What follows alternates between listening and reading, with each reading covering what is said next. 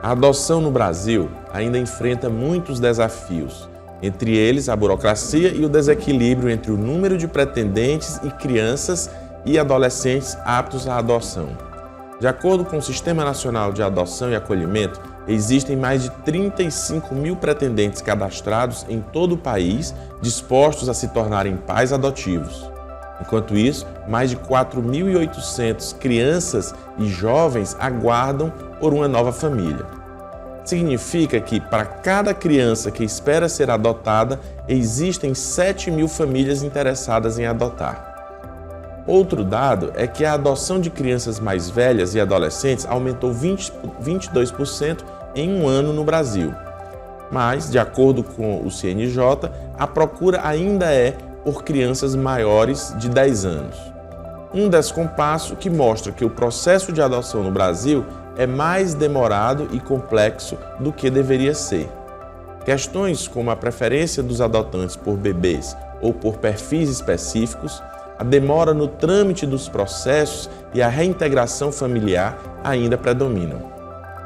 Para discutirmos esse cenário e os desafios para garantir que mais crianças e adolescentes encontrem um lar definitivo e amoroso, vamos conversar com Francimélia Nogueira, que é coordenadora do Centro de Reintegração Familiar e Incentivo à Adoção no Piauí, CRIA Piauí, e com a advogada Tereza Galvão, especialista em Direito das Famílias, mediadora judicial e juíza leiga. O programa Ideias em Debate está no ar. E eu queria iniciar minha pergunta aqui para vocês, que nós citamos na abertura do programa, alguns dados relativos ao Brasil como um todo. Mas qual é a realidade atual do Piauí? E sejam bem-vindas. Obrigada.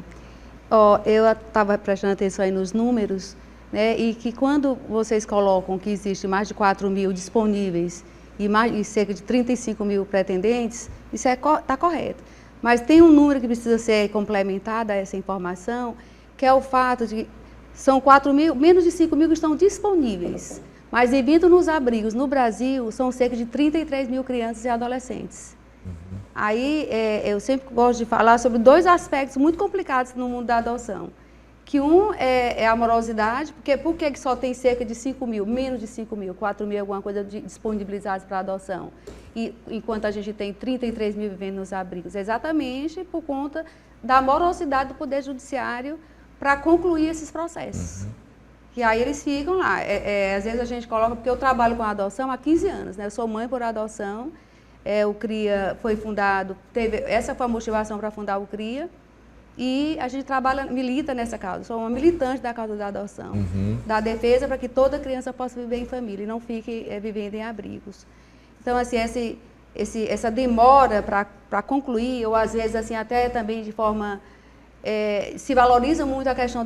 lei, eu sei que está no ECA, a prioridade é a reintegração familiar, mas nos tempos da lei, né? Nos tempos da lei. Aí a gente vê crianças passando anos e anos dentro da instituição, porque existe muito a cultura do biologismo de que primeiro você tem que esgotar, e é verdade, tem que esgotar todas as possibilidades, a lei diz isso, mas no tempo da lei. Então, o ECA diz que é para ser 1 ano e meio, é o máximo que deve permanecer uma criança em uma instituição de acolhimento.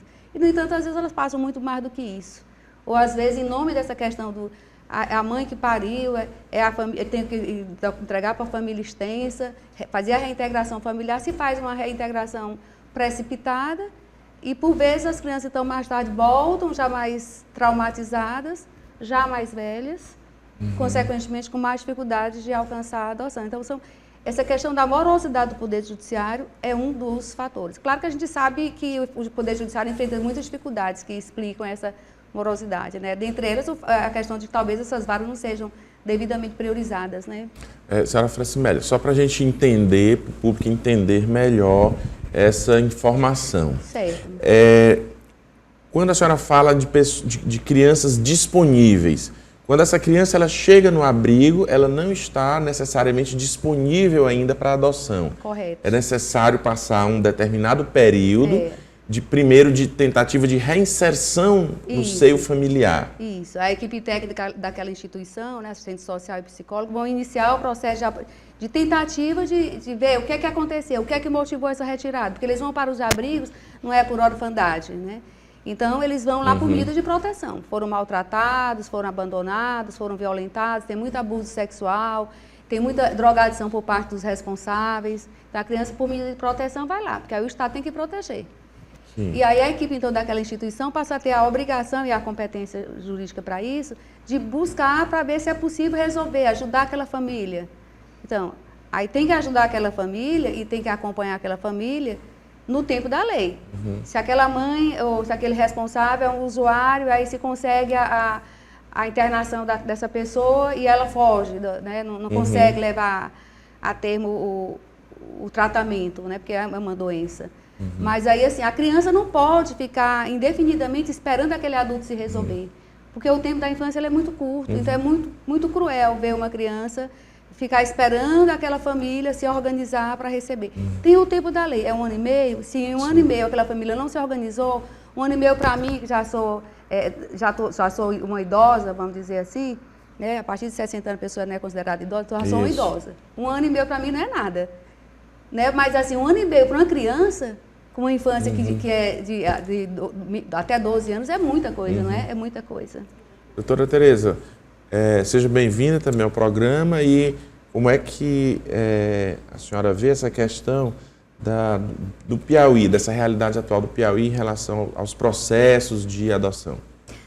É exatamente isso que a doutora Francimélia ela estava comentando. Ela faz parte, né, da rede de assistência social. Inclusive, existe uma assessoria jurídica que é a advocacia do SUAS.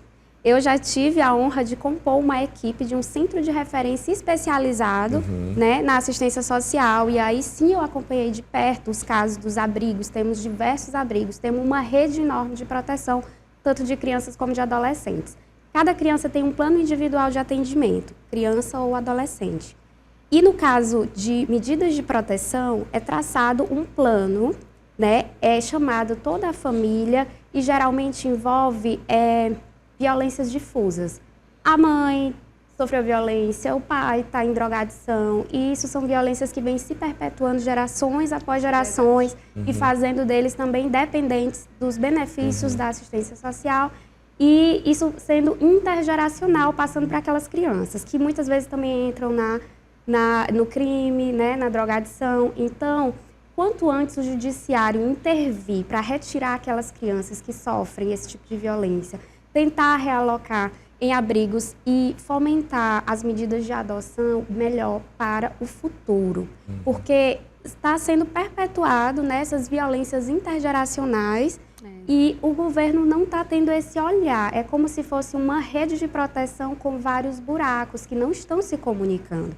O ECA prevê a possibilidade das audiências concentradas. Nas audiências concentradas, pega vários processos de várias crianças que estão, inclusive é feito in loco, nos abrigos, né? No lado da criança, inclusive, que eu já pude participar. Tem a participação da Defensoria Pública, do Ministério Público, da juíza também, ela vai, a equipe, então, e dos CREAS, né? CREAS, que é o Centro de Referência Especializado, que faz um atendimento multidisciplinar, focado no enfrentamento a violências, diferente do CRAS, que é mais voltado para os benefícios. Então, nas audiências concentradas, é tentado, né, uma maneira de se conseguir julgar mais rápido e mais processos ao mesmo tempo, como se fosse um mutirão na justiça. Porém, as famílias ficam atrás das crianças, né? Existe a família extensa, e além da família extensa, existem os amigos, os vizinhos, que muitas vezes querem ou às vezes nem querem, mas a instituição quer colocar a criança lá, porque a criança está sem nenhum vínculo e não acreditam muito nos processos de adoção, que realmente estão sendo desacreditados, porém tem que se fomentar, porque são processos seguros, são processos que os pais que estão nesse cadastro, supõe-se que eles têm essa responsabilidade, eles passam por um crivo, eles precisam fazer um curso, tem que apresentar uma série de certidões. e são habilitados para isso. Se estão na fila é porque eles são aptos. A justiça tem que acreditar mais nisso, toda a rede assistencial tem que acreditar nisso. E além disso, as pessoas, as mulheres, adolescentes, elas têm que ter a consciência de que podem entregar seu filho para adoção. Se não quiserem, se não puderem, se quiserem ter uma gestação, por exemplo, advindo até de um estupro, que sabemos que é permitido o aborto em caso de estupro. Quanto mais cedo realizado, melhor. Nesses casos, caso não optem ou não queiram, não se sintam seguras com isso, entreguem o filho para adoção. O ECA prevê um procedimento com sigilo, um sigilo total, não anonimato, porque aquela criança tem o direito de saber a sua origem biológica a partir dos 18 anos, mas será sigiloso. Inclusive, conhecemos, né, a mídia toda sabe do caso da Clara Castanha, que fez isso. A maternidade divulgou, vazou os dados e foi condenada em R$200 mil a título de danos morais para aquela mãe que seguiu a lei e teve a sua intimidade violada. Então, assim, a justiça está aí para ser cumprida. Dona Francimélia, como é que o Centro de Reintegração Familiar e Incentivo à Adoção do Piauí atua para reduzir o tempo de espera das crianças e adolescentes nesse processo de adoção que a doutora Tereza Galvão aqui falou? A senhora poderia falar um pouco sobre o projeto desenvolvido pelo Centro no Estado e o impacto desses projetos na vida das crianças e adolescentes atendidos? O CRIA já tem 15 anos, né? E a gente trabalha já em várias áreas. Nós já realizamos projetos também de prevenção ao acolhimento. Quando a gente faz o projeto nas trilhas da autonomia dentro das instituições, o projeto fortalecendo vínculos com famílias em situação de vulnerabilidade e também de conflito familiar, né? O fortalecimento de vínculos previne o rompimento, e o rompimento é que leva a criança ou o adolescente para a instituição. Então, executa projetos de prevenção ao acolhimento, executa projetos dentro das instituições também de preparação dos adolescentes, até o nome do projeto é Nas Trilhas da Autonomia, onde quando a gente consegue aprovar um projeto com recursos do FIA, a gente coloca assistente social e psicólogo dentro das instituições, preparando os pré-adolescentes e os adolescentes para a vida autônoma. Porque, assim, essas crianças e adolescentes, quando elas saem dos abrigos, somente os adolescentes, quando eles saem do abrigo de criança, depois vai para o adolescente, depois vai para o mundo, eles saem totalmente despreparados para a vida aqui fora, né? Porque vida em abrigo, por melhor que seja o abrigo, nunca será igual a uma família. Então, eles vivem lá, eles têm o PF pronto, eles têm tudo coletivo, eles não têm a própria roupa individualizada, o próprio armário, uma chave, esse brinquedo é meu, não, o brinquedo é coletivo, eu adoro esse brinquedo, mas naquele outro dia ele pode estar na mão de outra criança. Isso tudo traz danos, né? Emocionais, assim como a criança no abrigo traz danos cognitivos pelas faltas dos estímulos. Então, assim, o CRIA executa projetos também junto a essas instituições. Nós somos um grupo de apoio à adoção e fazemos parte da rede nacional de apoio à adoção, e a gente entende até que esses cerca de mais de 200 grupos de apoio à adoção têm feito um trabalho que faz uma diferença na questão dos perfis que você se referiu na abertura do programa, quando disse que cresceu o número de adoções, né? Sim. Inclusive também de crianças maiores.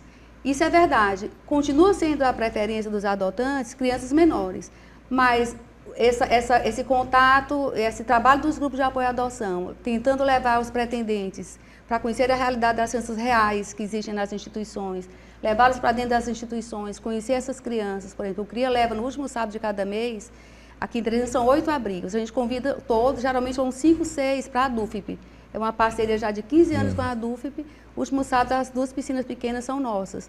E esse é um momento de lazer para eles, mas também é um momento de convivência comunitária, né, onde as pessoas podem ver as crianças reais, ver que são crianças que sofreram, mas são crianças que também elas podem lhe amar, mesmo não tendo saído da sua barriga, e você pode amá-las.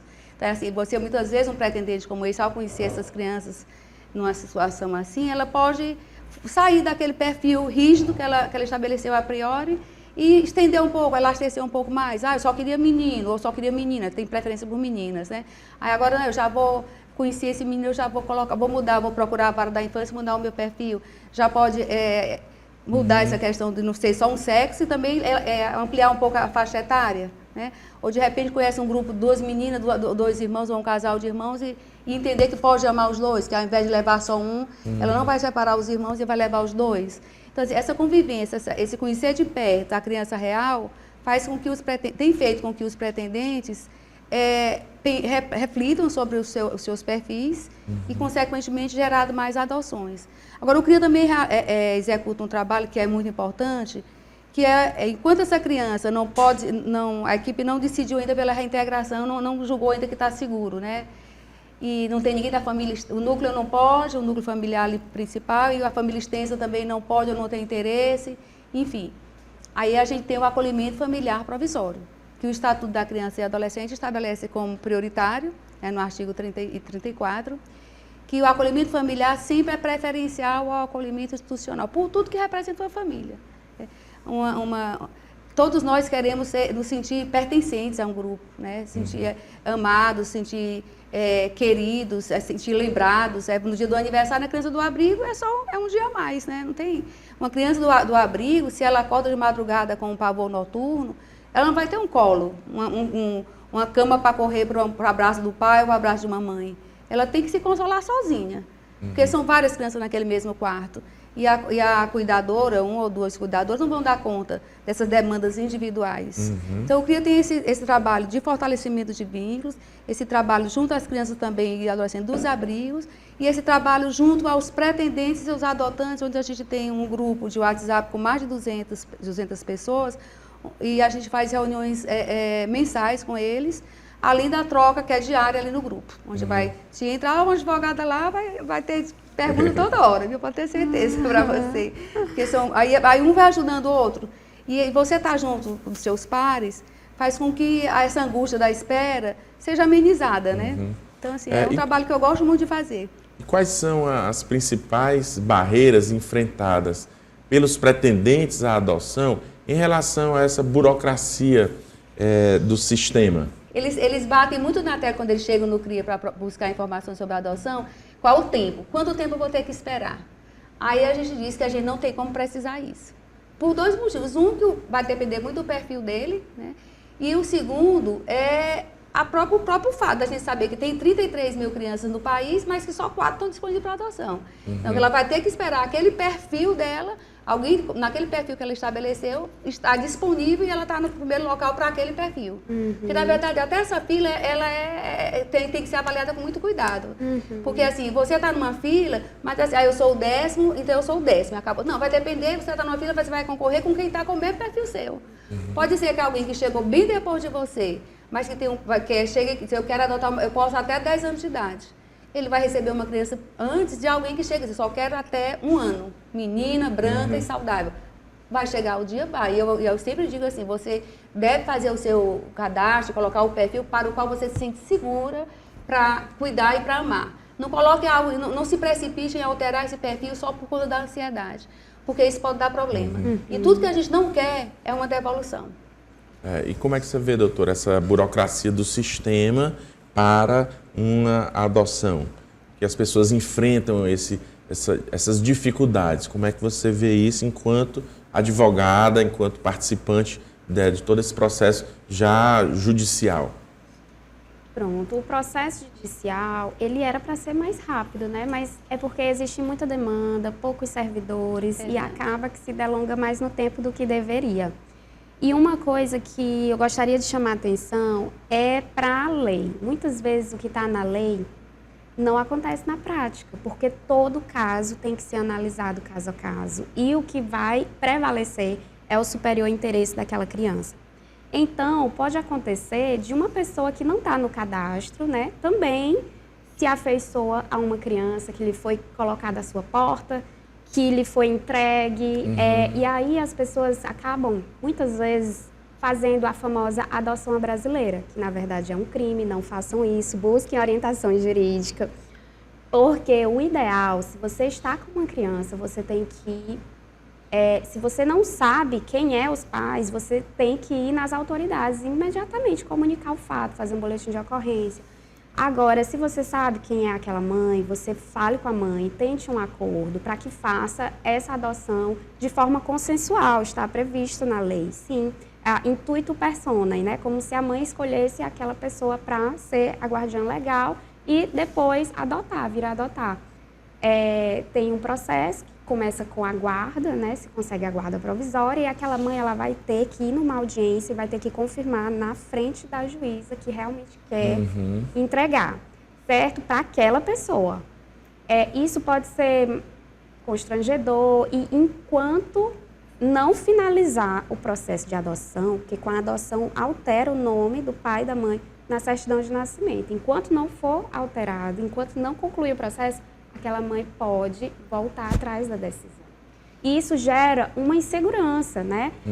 Por mais que já tenha vínculo ali entre aquela criança e aquela adotante, se a mãe biológica desistir nesse caso, aí a adotante vai perder. Por isso que o mais correto é você entrar no cadastro de adoção e esperar realmente a criança ideal para você seguir todos os trâmites.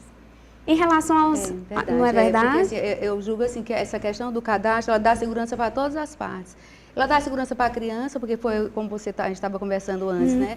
Aquele casal, aquele pretendente, que não é obrigado a ser casal, ele passou por uma assistente social, ele passou por uma psicóloga, ele passou por uma capacitação. Então, em tese, a mãe que decide levar a gravidez a termo, mas não pode ou não quer criar aquela criança, ela vai saber que aquela pessoa que vai receber foi considerada por um sistema de garantia de direitos apta para aquilo. Isso dá mais segurança, então, para a criança, deixa acreditar a mãe mais tranquila por saber disso, né, a genitora, e dá mais segurança para quem está recebendo, para o adotante, né? Porque se ele recebe nessa situação, a mãe deixou na porta, então era conhecido de uma vizinha minha, e a vizinha diz, olha, essa pessoa que não tem filho não, dê para ela que ele vai criar muito bem, tem recursos, etc. Tudo isso na hora eles contam, né? Isso conta.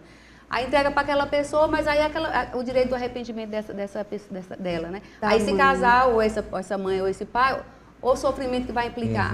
Porque você se apaixona por uma criança, um bebê, é rapidinho.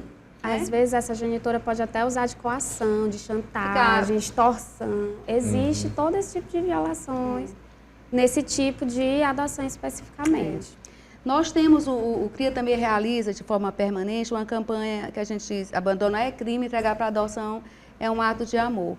Porque, assim, é um mito achar que toda mulher quer ser mãe. Não é toda mulher que quer ser mãe, não é todo homem que quer ser pai. E, no entanto, a gravidez biológica, ela pode acontecer de forma acidental, de forma inesperada, ou até, como você já comentou, através de um estupro, ou uma camisinha que fura, enfim, acontece, né? Pode acontecer. Então, essa mãe, essa gestante, ela tem que saber que ela tem todo esse direito, que ela, inclusive, tem o direito de ser amparada, de forma de ter o amparo psicológico também, porque esse momento também ele traz dor para a mãe, né? Também traz dor para a genitora. Com certeza. Então, ela tem todo esse direito de saber que ela pode fazer isso de forma sigilosa, não anônima, como você já colocou, né? Mas de forma sigilosa, e que a criança dela vai ser amada, vai ser cuidada. Quanto então, ao perfil dos adotantes, né? E o perfil dos adotados, a gente aproveita para citar um dado aqui, em que neste ano, dos mais de 35 mil pretendentes habilitados no Sistema Nacional de Adoção, 68,7% estão dispostos a adotar crianças de qualquer gênero. Entre aqueles que têm uma preferência específica, mais de 24% preferem adotar meninas, enquanto apenas 7,2% manifestam o desejo de adotar meninos. Como é que é esse perfil de um modo geral? Como é que isso é colocado dentro de uma lista, né, ou de uma fila, para que seja feita essa adoção? Bom, por isso que eu falo que a fila ela é difícil da gente avaliar, porque você está lá numa fila de espera, mas você está concorrendo, na verdade, com quem quer o mesmo perfil seu. Agora, em relação ao perfil do adotante, aí nós temos diversos perfis. Porque famílias feminina, masculina, adoção monoparental, porque não precisa ser casal, família hétero. Então, inclusive, a gente tem visto crescer muito as adoções por casais homoafetivos, que costumam fazer adoções bem diferenciadas, né, de crianças maiores, grupos de irmãos. Nós temos agora um casal no CRIA bem interessante, ele às vezes até costuma dar entrevistas, Ele e o companheiro dele, eles adotaram um casal de irmãos, já de adolescentes, 9 e 12 anos, e agora eles estão sendo família acolhedora de um menino de 17 anos. Porque esse ele não precisa adotar, ele pode até ser que no futuro, como ele já vai completar 18 anos, sem nenhuma oportunidade, a gente sabe que um menino de 17 anos já se vê até sem esperança de uma adoção. Então, num caso como esse, ele sendo família acolhedora, que não é para ter o interesse em adoção, pode culminar numa adoção, se as duas partes desejarem. Mas assim, então eu só colocando isso como um exemplo de um casal homoafetivo que adotou, fez a adoção de adolescente, uma pré-adolescente, e que agora está acolhendo uma adolescente. E veja a questão dos perfis. Esse menino, ele saiu da família dele pelo fato do pai não aceitar a condição de gay dele, entendeu? Então, são muitas situações. Então, é um menino que tem o vínculo familiar, existe, mas como ele não foi aceito, saiu de casa e foi parar num abrigo, e agora tem uma família que o está acolhendo, né? São muitas situações que deixam a gente triste de ver, mas ao mesmo tempo, muitas situações que nos deixam felizes por encontrar algumas soluções, né? Doutora Francimelli, não encontra para tudo, mas encontra em relação aos padrinhos, como a família acolhedora e os padrinhos que podem pegar nos finais de semana, existe um normativo que diz que eles não podem adotar, exatamente. Mas muitas vezes eles criam vínculos. Como é que faz para regularizar, né? Pois é, há alguma diferença entre o padrinho e a família acolhedora? O que diferencia uma da outra? Os dois projetos, eles têm o objetivo de fortalecer e de estabelecer vínculos afetivos, porque a carência afetiva é uma carência muito grande, porque passam as crianças que vivem em abrigos. Mas assim, o apadrinhamento afetivo é só para levar no final de semana, ou visitar, ou levar para um passeio. É isso, o padrinho ou madrinha, ele não tem a guarda daquela criança. Já a família acolhedora, aquela criança ou adolescente, vai morar com a família acolhedora até que a situação seja resolvida. Ou de reintegração, ou de adoção. E a família acolhedora tem a guarda subsidiada daquela criança ou adolescente. Que aí é uma guarda diferenciada, porque não é a guarda com fins de adoção. É uma guarda provisória. De um serviço estabelecido e garantido pelo ECA.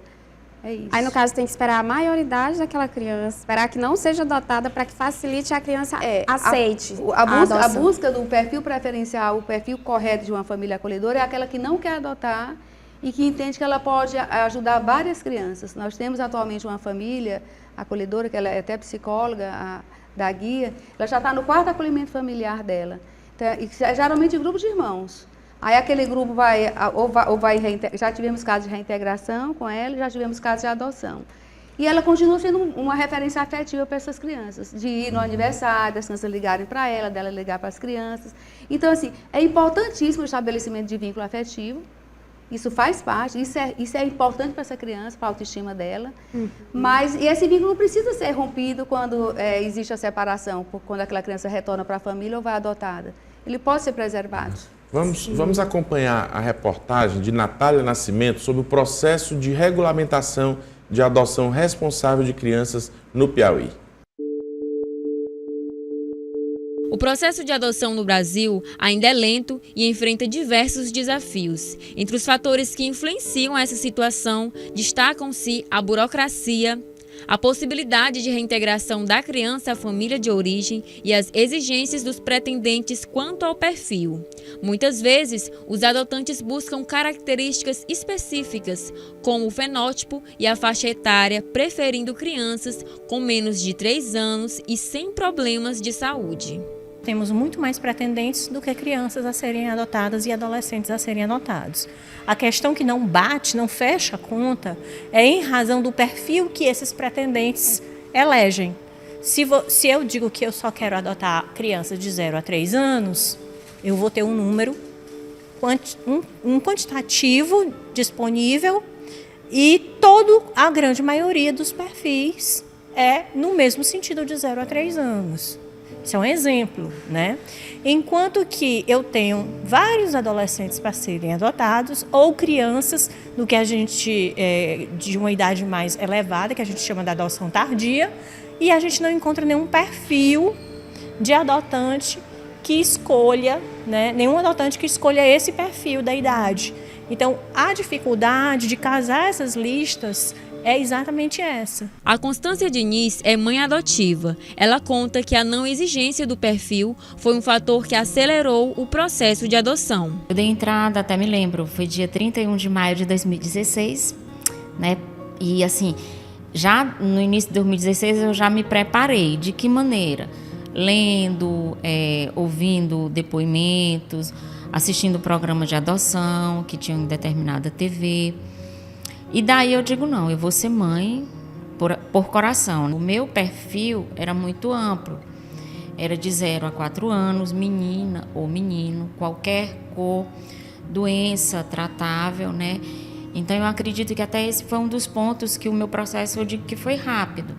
João Miguel foi adotado quando tinha 45 dias de vida. Hoje, ele tem 6 anos de idade. Muito emocionada, ela fala da relação de amor com o filho. Quando eu vi a certidão de nascimento dele, João Miguel, com o meu sobrenome, foi maravilhoso. E assim, tem sido gratificante dia a dia, apesar de não ser fácil, né? Porque eu sou mãe solo, por opção. E graças a Deus, muito feliz com meu filho. E assim, quando ele chega e diz que mamãe, eu te amo, apesar de tudo, isso não tem preço. E ele, João Miguel, desde ele 1 ano, 2 anos, eu comecei a explicar para ele que ele nasceu do meu coração. Então hoje, se você pergunta, João, você nasceu de onde? Ele, do coração da mamãe. No Piauí, existem 11 instituições de acolhimento e até 2023, mais de 200 crianças estavam à espera por adoção. Esta instituição abriga 21 crianças de 0 a 12 anos de idade. O espaço oferece acolhimento para crianças e adolescentes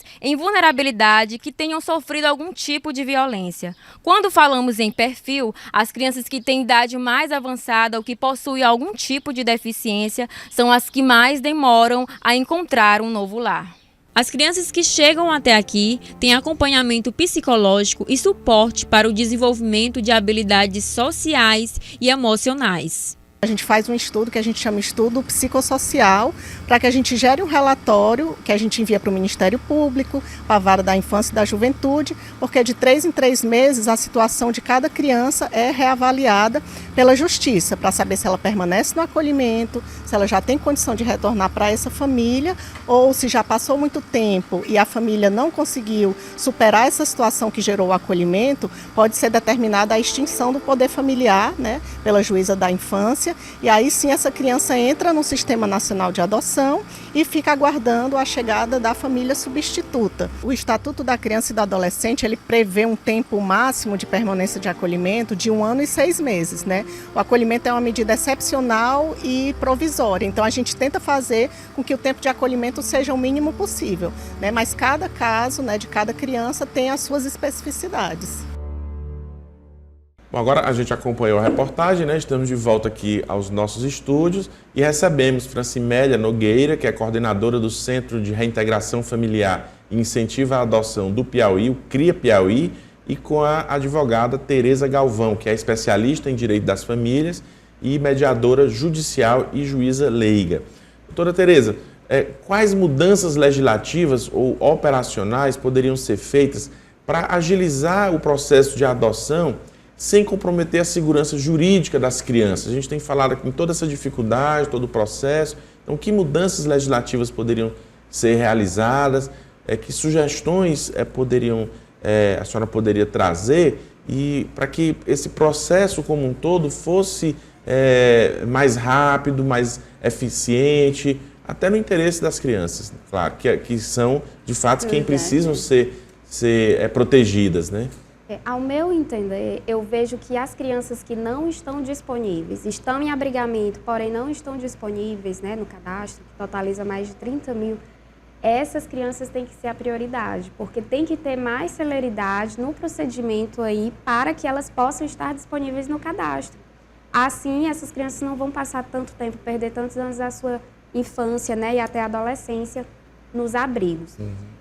E também acho muito válida que as audiências concentradas possam ser realizadas com uma periodicidade maior, não é isso, contando com todos os membros, e que haja uma maneira de passar mais informações certas, informações que realmente vão fomentar a adoção das crianças, né? Inclusive, existe, clientes já me procuram dizendo que querem adotar, mas que querem chegar primeiro a ser padrinhos, né?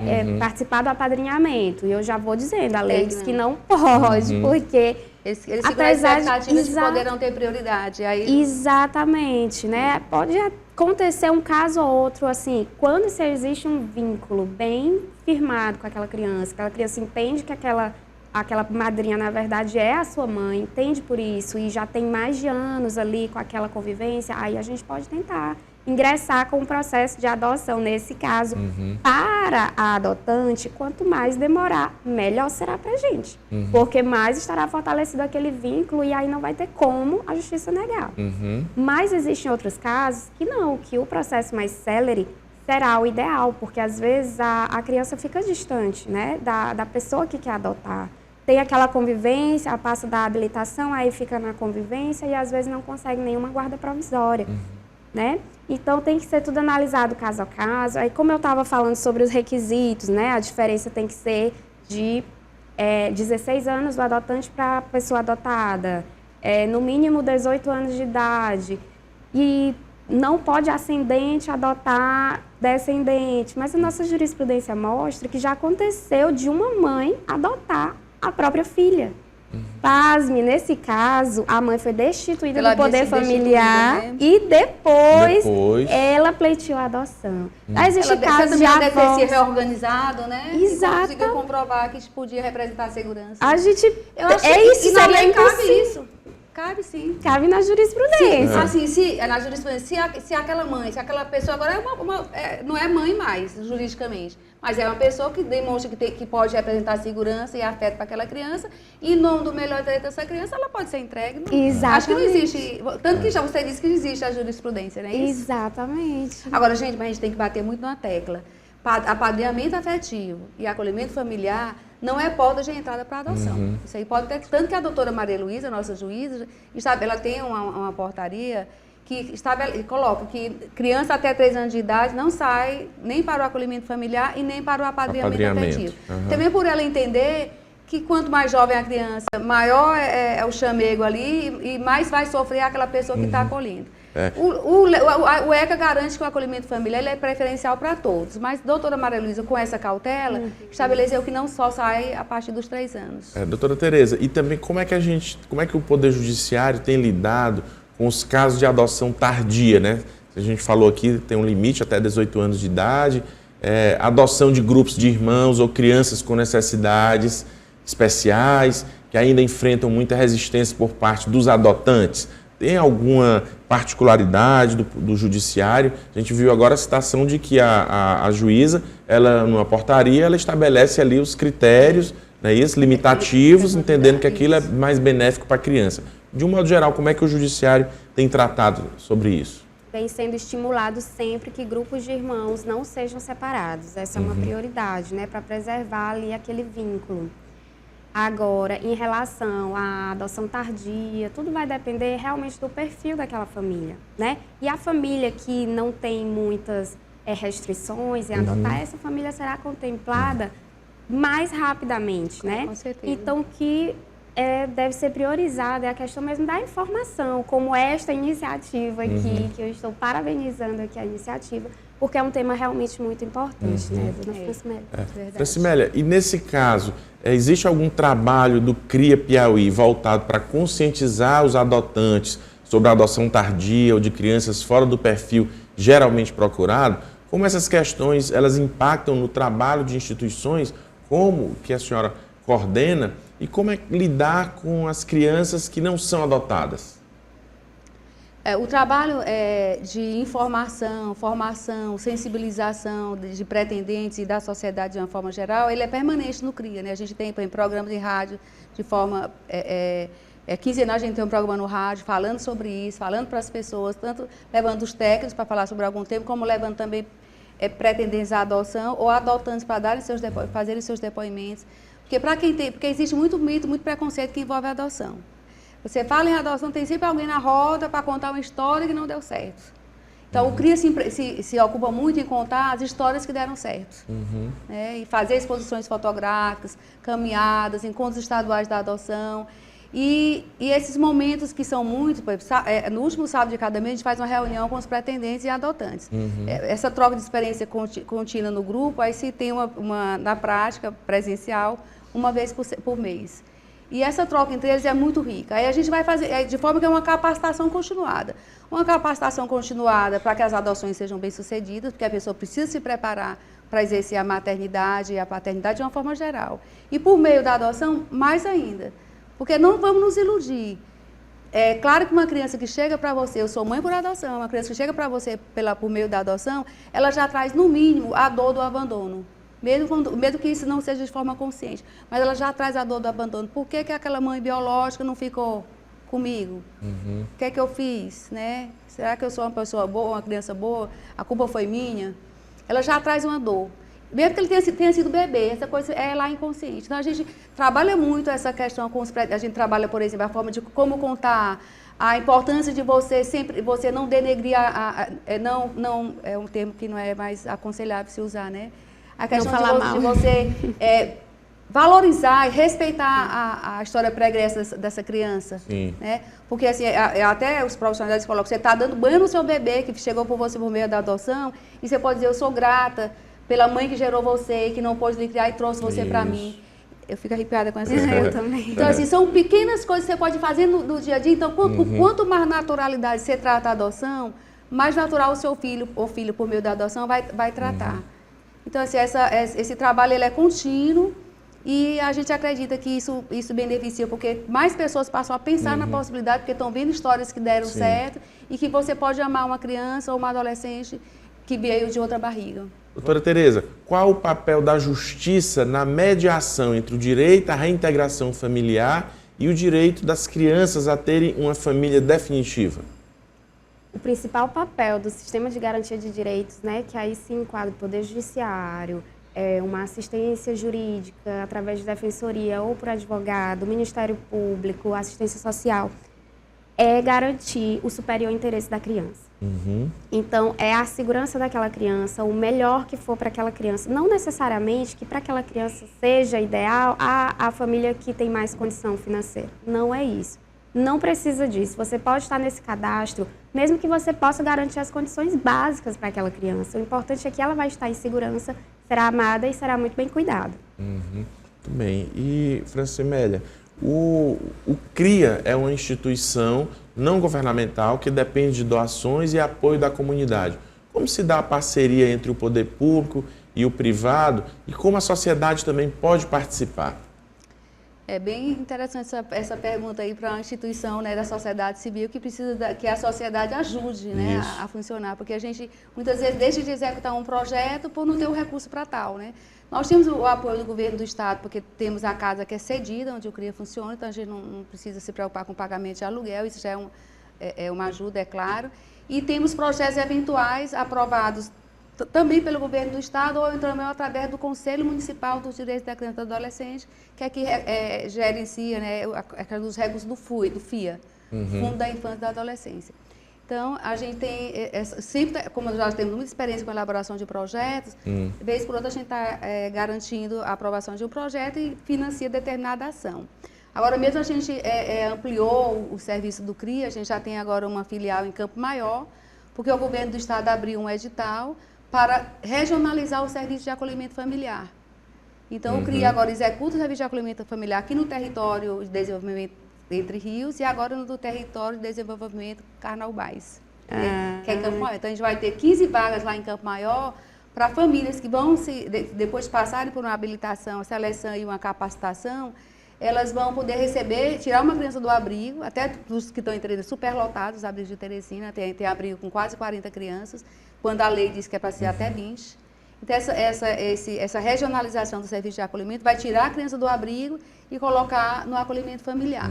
Então, assim, esses projetos eles são eventuais. O funcionamento do CRIA é permanente, desde 2009. Então, a sociedade pode nos ajudar indo lá fazer uma visita, fazendo trabalho voluntário nas nossas manhãs de lazer, colaborando financeiramente. Nós temos também um bazar que funciona de forma permanente na instituição, onde as pessoas podem doar e também devem ir lá também comprar. Nós recebemos muitas coisas boas, às vezes coisas até na etiqueta ainda, porque é uma forma de a gente ajudar. Porque essas famílias que abrem as portas para o acolhimento familiar, a maioria delas são famílias de baixa renda, né, que tem um coração enorme e aceita mais um. Então, ela precisa do apoio da instituição para as despesas que essa criança representa. E esses folders que a senhora trouxe aí, o que que eles... Pois é, aqui aí tem um folder que diz todos os projetos que o CREA realiza, um folder sobre acolhimento familiar provisório, para a família entender, o folder da entrega, da campanha...